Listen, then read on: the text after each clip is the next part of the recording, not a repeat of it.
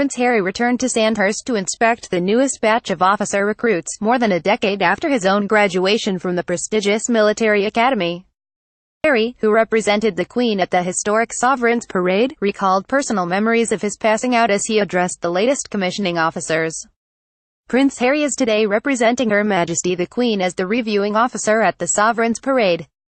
The Sovereign's Parade marks the passing out from Sandhurst of officer cadets who have completed the commissioning course. Pic.twitter.com 5v6 of SAPS 9, Kensington Palace at Kensington Royal December 15, 2017. On that occasion in April 2006, the Prince was inspected by his grandmother the Queen and was pictured grinning as she smiled at him. Speaking to the 201 commissioning officers at the parade ground in Camberley, Surrey, on Friday, he joked that his mind then had been focused on the challenges of the military parade rather than his achievement in becoming an officer. Prince Harry arrives at the Royal Military Academy. Steve Parsons he said, "It is not the first time that I have been a part of this parade, but it is certainly my first one facing in this direction, and with facial hair. A little over 11 years ago, I was stood where you are today.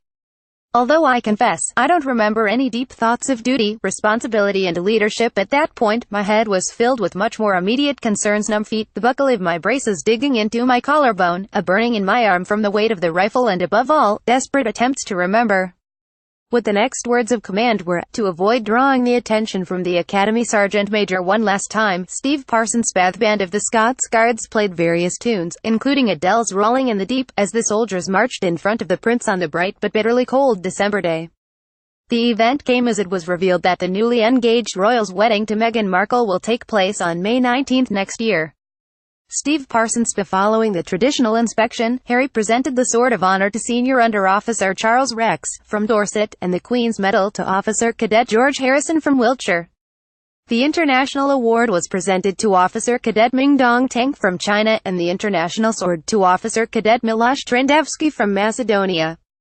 Senior Under Officer Rex said it had been amazing to have Harry, who left the Army in 2015, present him with the top award.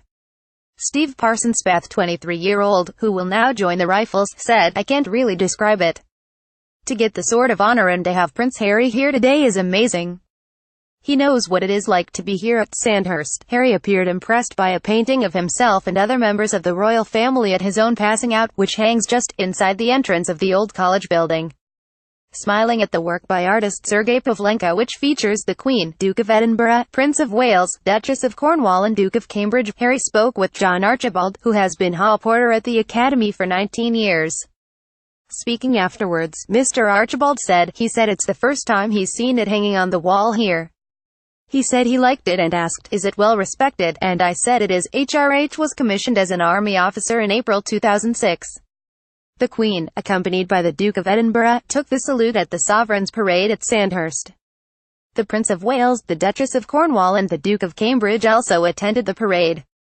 Pic.twitter.com 5Oz New Anner, Kensington Palace at Kensington Royal December 15, 2017. Earlier, Harry attended the commissioning service at the Royal Memorial Chapel. The Sovereign's Parade takes place at the end of each term for those who have completed the intensive, year-long commissioning course. Sandhurst, where the Army's officers are trained, has hosted many famous graduates including the Sultan of Brunei, Sir Winston Churchill, fascist Sir Oswald Mosley, James Bond author Ian Fleming and actor David Niven, as well as members of the royal family, including the Duke of Cambridge. Harry has previously described his decade-long army career as epic, saying that while it had started as a boyhood dream of his, it eventually became a way for him to escape the limelight. During his 10 years in the military, Harry went on 2 tours of duty to Afghanistan and qualified as an Apache aircraft commander.